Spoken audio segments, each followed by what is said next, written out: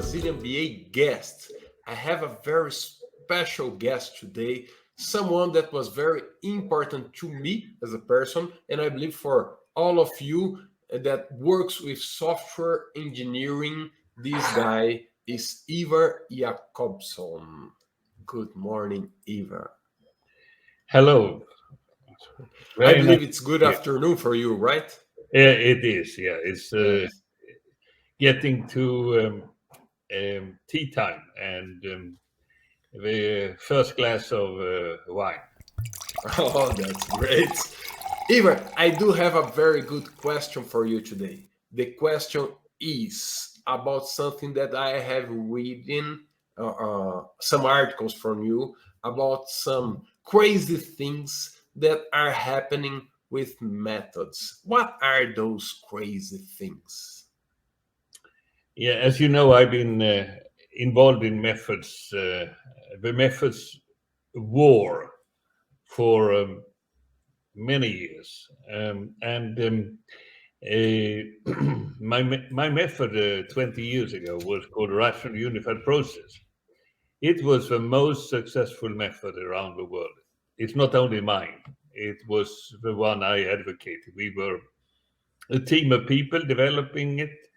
And I must say that I felt it's very strange because a popular method means you are a guru.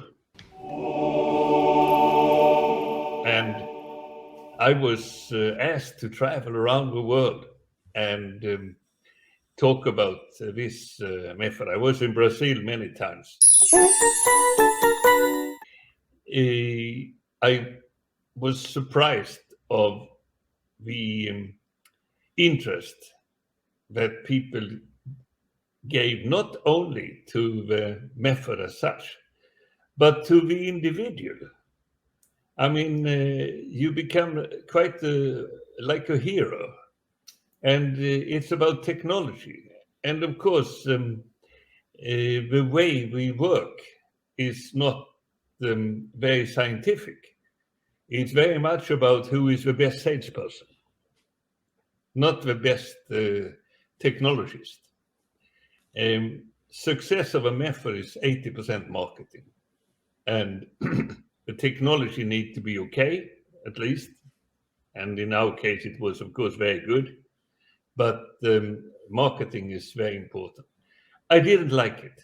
I felt this is, it was, of course, fun to be popular, but it's not the serious.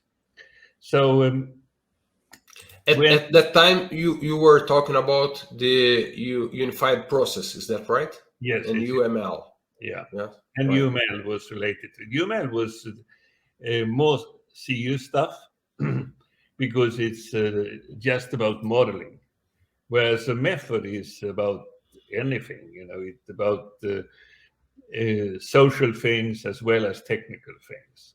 Right.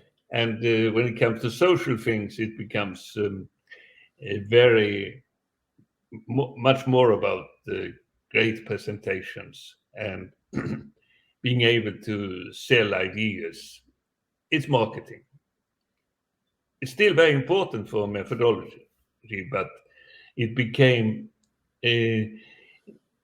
it went too far, and it still is like that. The most famous methods today are created by individuals who, if they're successful, become gurus, and anything they say will then be taken extremely seriously. And it's not possible that anyone can be an expert in everything. A method should cover, or usually covers, all the things you should do in an organization to develop something, software. And it's not possible that one individual can be an expert on anything. An individual can be an expert on one or two or three practices, but not an expert on all the things that needs to be done. And still, that is what Interesting. sells. When you're talking, I was thinking about some quotes I often see, and they're quotes from uh, Albert Einstein, and at sometimes about topics that are nothing about physics or his specialty. And he wasn't certain all the times. He was certainly a great mind, a very great physicist, but he was not always right in every subject. So No, he was able to express himself about any aspect of life, basically, because he was considered a genius. Now, we have a long distance between Albert Einstein in terms of intelligence and capabilities than any of the now living methodologies for software development. But nevertheless, when we got the agile movement and the agilistas, the only thing they actually had in common, I would say, was that they hated RAP. So that was probably the only thing they had in common, and for many reasons. There are good reasons and there are less good reasons, but it resulted in that the world saw RAP as not agile, and I think we don't need to go into that, was RAP agile or not, actually, but the important thing is RAP became not popular anymore, and instead other things came like extreme programming, Scrum, and now Safe and DAD and Less and Nexus, whatever. We have many things today. And at that time, when this happened, I had also the idea to make go over to scaling scale agile approach using ideas from RAP and otherwhere. But instead of doing that, I felt this is crazy. It's crazy that we have a methods war. That you either use one, if you use one method, you cannot move to another method easily. It's crazy that you cannot use practices developed for one method in another method easily. For instance, if you like a practice in a method like Safe, and you want to reuse it somewhere else, you have to redesign it, rewrite it. And when you rewrite it, you probably invent something new that you think is fantastic, but may be counter to the whole idea originally. So that is crazy. It's crazy that we have nothing in common between the different methods. So of all these 10 maybe methods that today are talked about, there is nothing, no commonality to on the surface, because they all use different terminology, vocabulary. They use different ways of describing the method, and they don't have any practices in, even if they have a practice in common. For instance, Scrum is used in 75% of all we do. Even if they have Scrum, they have to rewrite Scrum to make it fit into their own method. It's just ridiculous. Why don't the world react? Why don't the world's most intelligent people in software engineering don't put a stake in the ground and say, enough is enough. We don't want to have a methods war. We want to be able to select practices wherever they are. For instance, practices Scrum, user story, and test-driven development. They should be able to be in an ecosystem where you take them out from that ecosystem and put together to your own method. You don't need branded methods. what's the difference between the time we live now with those crazy, with those method war, as you said, in agile fields, and what we had when you created UML and unified process in the first time, because there was a method wars at that time too, wasn't there? I remember when I was in university, and there was thousands of methods and different minds, and there was this joint from you, Humbo and Bohr, right? And you created that unified method. What's the difference between that time and today? And that's an extremely good question. It's 25 years ago we created UML. We created a unified process 25 years ago. And the situation is exactly the same. We have not moved to a situation where we have some commonality. The only thing which is common in between different methods, we use the same alphabet. I exaggerate a little, but it's not much more. And that is on the surface what people see. But underneath the surface, we have a lot of common. We have we are using these different methods use a lot of common practices, user stories, use cases, test-driven development, etc., etc. But they are hidden because they are rewritten. They are rewritten for every method. Not every, but yes, that is the message. And this is what needs to change. Would you like to list the five crazy things you mentioned? Sure, methods war is a crazy thing. We shouldn't have methods war. We should collaborate. The top guys who created methods are very brilliant people, and they don't collaborate. They actually are more enemies than they are friends. They have interests, right? And they, Commercial interests. it's not only commercial. It's commercial is one thing, but it's basically about ideas. Many of them don't really care about money, All but right. they care about being uh, successful with their methods. Would you say it's kind of some So, vanity? Would you say it's some yeah, vanity? it could be something like that, but I think it's more about if you are a creative person mind, you want your ideas to be accepted. Right. So that is one methods war. The second is what I call practices are put in method prisons, and that means a practice developed for one method cannot be reused in another method without rewriting. That's a crazy thing. Right. And then if you rewrite, you actually change too, so it's not the same practice. Sure. The third thing is that we live with gurus.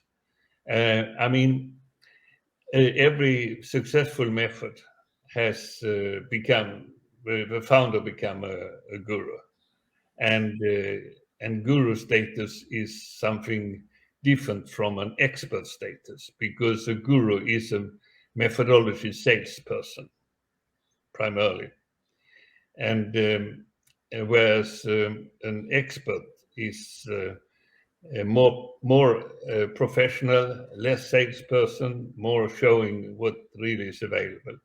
And these people could all be experts, but given the popularity of, they put it all together by taking ideas, practices from one another, and then they do it a little different. And some of them are very useful. I don't say that the result are not useful. I just think it should be widely used. If it's a good idea, it should be used widely, more widely. Sure. The fourth is the fact that we don't have a common ground that is explicit. You can point at here is a common ground for all methods. Use this common ground to describe whatever you want to describe. And the fifth is less known, but and not really recognized. People don't even think about it as a problem, and that is that we spend a lot of time on learning methods. So we have someone who create a method guru, and a team build up training classes, and they may even have coaching, a way of certification. Certification is very often a part of it all, and I'm not going to say anything bad about that, but sometimes you have a good laugh when you hear what's going on. But certification is one thing, and that gives money to many people, not only to the methodologist, the guru, and his company, but also to people who belong to these three. It Yeah, becomes a business, not just a method, right? yeah, yes, and so that is.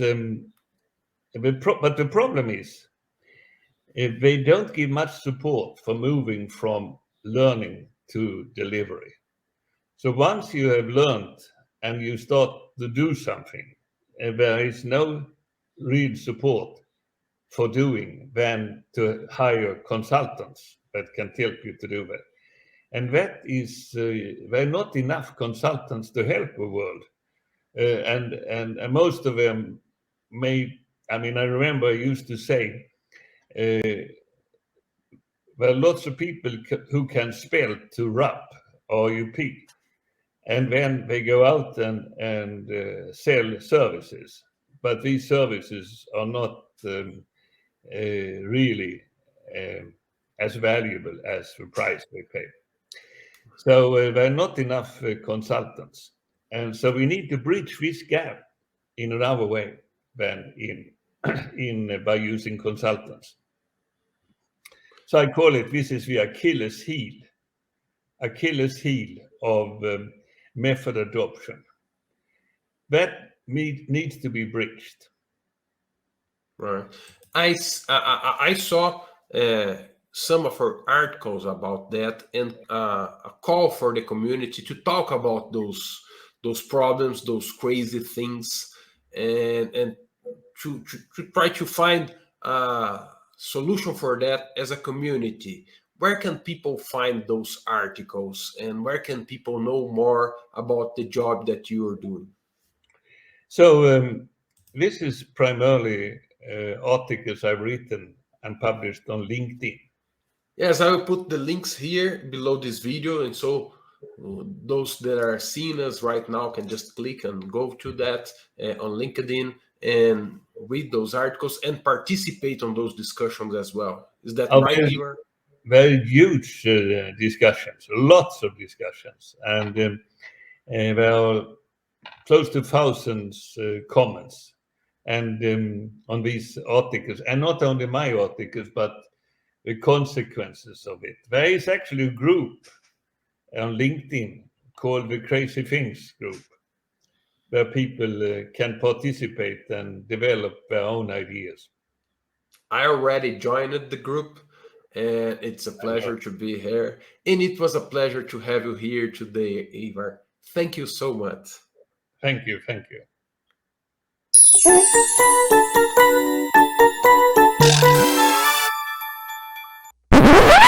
Would you like to suggest a solution for that?